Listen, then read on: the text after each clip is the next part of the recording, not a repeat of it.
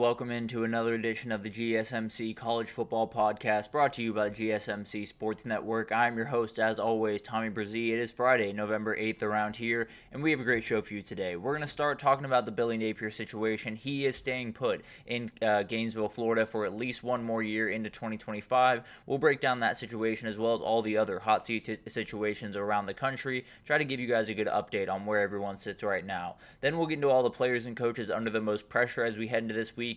Billy Napier was just added to this list with the news that came out yesterday. Then we'll get into all the Week 11 games we hadn't had a chance to get to thus far. Definitely some games that have already happened, including an absolute logjam that is forming at the top of the MAC that is going to be really interesting to see how it unties. Then we'll get into my best bets for this upcoming weekend. Definitely a ton here, including a little bit of different matchups, I think, in Oxford, Mississippi, comparative to Baton Rouge, and we'll get into that in that segment. Then we'll get into a Week 11 injury and headline update. A ton of different things going on, including a situation over at LSU that is not great, and I'll leave it at that for the time being. But before we jump in, I do want to remind you all we get tons of questions and comments throughout the show, and the best way for you all to get your question on the screen, we can have a fun back and forth here, is to use that super chat. Click that $sign at the bottom of the chat on the Sports Network page. You can add any question, comment you'd like. It'll pop up on the screen, and we can have a fun back and forth here. Definitely want this to be as interactive as possible, and that is the best way to do it. Also, gsmcpodcast.net is still up and running, does the exact same thing, so either one of those you'd like to use and be this just a little bit more interactive, have your say in the show, absolutely would love that. But let's jump into the situation that's going on down there in Gainesville, Florida, because Billy Napier is going to stay the head coach of the Florida Gators at least through 2025. That was something that Scott Strickland let us know yesterday, and it's definitely something that has gotten some mixed reactions all around the college football world. So let's go ahead and jump into this, and during this we will get into a lot of different head coaches. We'll get into kind of just where at least I see everyone sitting. Obviously, a lot of this stuff changes very quickly, and some of these people might be in a little bit more danger or a little bit less danger than I'm thinking right now. But we'll start with that guy, Billy Napier, because this one is very, very interesting. It's a decision that I think a lot of us were expecting to go the other direction.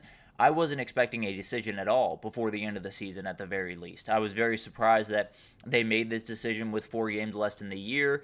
I understand it to a certain degree. You know, your recruiting is not necessarily great. I believe they sit at 51st in the country right now in this upcoming class. They're not necessarily doing the things they want to do. Knowing who the head coach is going to help you with recruiting, regardless of who that head coach is. Because regardless of what you think of Billy Napier as a coach, regardless of what you think of how he does on game days, he has been able to recruit. A lot of the talented, really incredible guys on that team are young recruits, and that's actually a big reason. So he hasn't topped 6 wins in 3 years at Florida, and frankly, he's probably not going to get to 7 this year because he'd have to win 2 out of 3 out of Texas, Ole Miss, and LSU. Probably going to beat Florida State at the end of the year, but needs one of those at least to go bowling, needs 2 of them to get over 6 wins for the first time. But there are big reasons to keep him intact, and that's one of them. DJ Lagway is going to be your quarterback going forward. Billy Napier is the guy that he wants to play for. He has made that very, very clear. He made that clear again yesterday because he was very excited about this news. So it is something that you do have to think about this. Now, a lot of people counter that with thinking any coach that you get is going to be able to bring in a very talented quarterback, and you're right about that. So there is a battle back and forth, and I totally get that. I think the other part of this is you have a lot of money that is about to have to be spent. One way or the other, you are about to have to spend at least $20 million on revenue sharing on top of NIL for the team, on top of a lot of different things that are coming up over the next couple of years. Add to that a $26 million buyout. Things get a little bit sketchy over there at Florida. So the question is, do you take that money and then just refunnel it into the portal this offseason? Refunnel it into making 2025 the year for Florida Gators and Florida football team going forward. So it is kind of a battle back and forth, and I understand really both sides of the argument. I'd probably lean more towards going to get a new coach. I'll be totally honest. I think 3 years at Florida in the current landscape is more than enough time to figure out your footing and to at least get over 6 wins. All that being said, I still think Billy Napier is a really good coach. I still think he is capable of succeeding at Florida. I just think it's going to be a little bit longer than Florida fans are comfortable with, and they might be sitting here next year and they're 5-3. They're playing a little bit better football, but maybe the wins aren't coming the way that you want it to, and then you have to make another decision. And frankly, they'll probably decide to keep him then too. So it is kind of a battle back and forth, and I totally understand Florida fans that are not excited about this. But there are some parts of it that are just entirely out of people's control, including Scott Strickland is a big piece of this. And it's not necessarily that I'm making, any accusations or anything like that. But the reality was, the scuttlebutt was around Gainesville that if Billy Napier were to be fired, Scott Strickland was probably not far after him. They probably were not going to let him hire the next football coach at Florida. So he's taking a shot, and I totally get that. He is taking a shot. He's saying 2025. If he succeeds, I'm probably staying. If he doesn't succeed, then I'm finding a new job this time next year, and that's the way it is. So I understand it from his perspective. The other part of this is Florida doesn't have a president right now. They don't have a guy that can facilitate all of this back and forth between the AD and all of the different people in the board of trustees and all of that craziness. That is not an easy thing to get done if you don't have that person, especially if you want to go out and get a Lane Kiffin. You want to go out and get a really, really elite coach. It's going to be hard to do that without all of the administrative pieces where you want them to. So as weird of a decision as this was, from the timing of it to just what Florida football is right now and what they probably should be going forward, it's a little bit of an interesting conversation. I'm a little bit on the fence of, is it a good decision, is it not? But at the end of the day, you have the money now. You have all of the reason, all of the capability, all of the resources to go out and attack this next year. You miss the mark, then everyone around there is probably getting fired, and the Florida rebuild is probably a little bit tougher than Florida fans want it to be. But at the end of the day, at that point. At least and at least you gave it your full shot in 2025, because it should be his best roster. It should be the schedule that gives him the best chance to win. It should be an opening where he can get to 8, 9 wins, possibly win a bowl game, and be a 10-win coach, and then they can move forward from there. There's always the flip side of that, obviously, but it's definitely something that I feel like this is not a terrible decision. I don't necessarily love it. I think I probably would have gone in the other direction. But if you look around the landscape, don't feel like you can get a top guy and you can sit there and say, I feel relatively good about the coach that we have right now, and I can take the $26 million that we have and put it towards a team that can be as talented as everyone else around us in 2025. I don't think it's that crazy. I do understand the people pushing back on that. I do understand all of the kind of counters to that, and you're probably right in a lot of different respects. But at the end of the day, I don't think it's a crazy decision from Florida.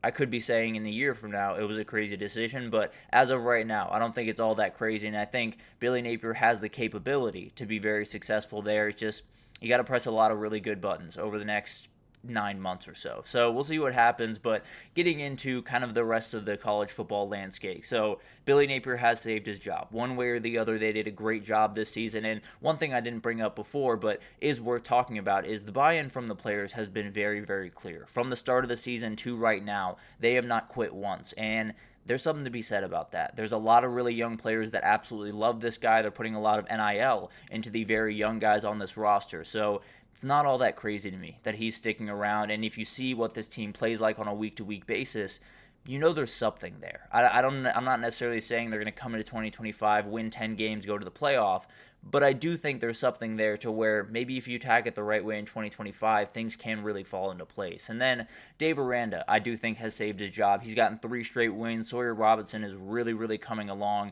at quarterback, and it was one of those things where early on in the season, it looked like the writing was on the wall. It looked like it was over for Dave Aranda, but he's been able to right the ship, and I think he's going to get at least one more in Waco. And frankly, I think he's a plenty talented coach, and I think they probably bounce back in 2025 in quite a big way, to be totally honest. And then we got the guys that the writing is on the wall, and I hate to say it about Sam Pittman because he's so much fun. He's always someone that I love seeing the press conferences and the clippings and all of that stuff from Sam Pittman. But at the end of the day, from that loss to Ole Miss to the rest of the schedule that he's facing down, doesn't look good by any means. Maybe if they beat Texas, things can get righted and he can get one more year, but I think Arkansas fans have kind of lost patience here, and I think they're probably going to move on from Sam Pittman, and then this is probably the job to watch. I saw someone bring up Rhett Lashley a little bit ago. Not crazy at all. Definitely one to watch, that SMU coach that could be really interesting for this job. And then Ryan Walters. This one could change in November, but they got Ohio State, Penn State, Michigan State, and Indiana in November. I don't think it's going to change in November. I hate to say it. I think Ryan Walters is a very talented offensive coach, but at this very moment, it's going to be really hard to get back all of the things that he needs in this last month of the season. And then we got the 2025 as a prove-it-year coaches, and some people might be left off this. We'll get to them here in a second, but Hugh Freeze. Hugh Freeze knows this. All of the fans know this. All the players know this. They know that 2025 is a make-or-break season for this administration and really for Auburn football for quite some time to come. You have a coach down there in Tuscaloosa that is going to get things up and running. If it's not this year, it'll be next year, and if you're not there to counter him, you're probably not going to be there to counter him for the next 5 years. So it is a huge year in Auburn, Alabama, and frankly, I think they have the ability to turn a corner. Like Florida, they're going to have to hit a lot of really nice buttons in the portal to do that. And then Lincoln Riley, no doubt about it. He understands this, and frankly, I think he's rebuilt his defensive staff really well. And he's admitted he was wrong, and he's righted that wrong. Next year, he's got to show a lot of progress. It's got to be at least 9-10 wins. They got to at least compete for the CFP and probably compete for the Big Ten in a number of different ways. So he's got a lot on his plate, and maybe this one changes before the end of the year, and maybe I'm thinking he's a little bit safer than he is. But as of right now, I think 2025 will be the year that all USC fans define him by for the rest of his time there. And then Gus Malzahn, I think, is kind of an under-the-radar one, but he's done some great things at UCF. He's done a great job bringing in some portal guys that have helped out, bringing in some recruits that they usually wouldn't get. Thing is, they needed to turn quite the corner in 2025 because everyone felt like they were going to turn a corner this year, and it just never quite happened. I feel like they have the guy in Dylan Rizek to do that. A lot of other stuff is going to have to come into place, and with RJ Harvey likely going to the league, you're going to have to find a replacement there. So a lot of work to do with these three guys, but they're going to get at least one more year, at least in my mind. Lincoln Riley's one that I'm still a little bit worried about, but I'll say they're going to get one more year, and then we'll see what happens this time next year. And then your guess is as good as mine for a lot of these guys, to be totally honest. Mark Stoops is one where just a weird situation. He is one of the highest paid coaches in the sport, and getting rid of him would probably be really tough to do, especially right now with all of the things that are about to come on your pocketbooks. You're going to have to deal with a lot of different things before you even deal with his salary. So it might not be the ideal situation right now for Kentucky, but I don't necessarily think Mark Stoops is on the hot seat. I don't necessarily think he has to deliver in 2025. Fans are getting a little impatient, so we'll see what happens there. But at the end of the day, I don't think he's someone that's in immediate danger, I suppose. If 2025 goes all awry, then maybe we're having a conversation. But for right now, I think it's just too much stuff to get through for Kentucky to pull that off. And then Mike Norvell. They got to be better in 2025. I know that for a fact. They got to be a whole lot better, and they got to play a whole lot better football, and he's got to change a lot of his staff. But at the end of the day, he is at a point where a lot of the stuff that needs to be fixed around that program is not going to be fixed in 2025. You have to start recruiting at high school better. You have to start pushing more resources in that direction, and you're not going to be able to do that in just 1 year. So it's going to be a little bit of a rebuild. It's going to be a little bit of a bounce back. And next year, hopefully you get a little bit better with some portal guys. Then you can start recruiting and really start building this thing up. But I don't know what they need in 2025. I don't know if they need to win the ACC or anything crazy. They need to show very, very stark improvement. I think everyone understands that. And then maybe he gets back in 2026 and really can start rebuilding this thing. But as of right now, I think it's going to be a little bit longer than Florida State fans are okay with. And we'll see how long that lasts for Mike Norvell. And then we got Brent Venables. This is one where it would be a 2025 prove-it year type of guy, but at the end of the day, I think there's a little bit of understanding in the Oklahoma world, them going into the SEC, being a little bit underhanded, not necessarily playing great football, and it feels like there's a lot of stuff coming together for 2025 for that team, just one way or the other. It feels like a team that could kind of build things up, but if Texas were to finish this year with an SEC title, that changes in a hurry. Then 2025 is the year, period, end of story. He doesn't deliver then everything goes by the wayside, which is kind of the tough part of being the Oklahoma head coach or being the Texas head coach over the last little bit. You are always going to be compared to the other. So a lot of this can change pretty quickly for Billy Napier depending on what Texas does the rest of the way. But at the end of the day, he's definitely going to get 2025, and we'll see what type of improvement you absolutely need to get through that. And then Dabo Swinney is another one I thought putting on here. I just don't know. I don't even know what I would say at this point. I don't know what he needs to do. I don't know how long he'll be there.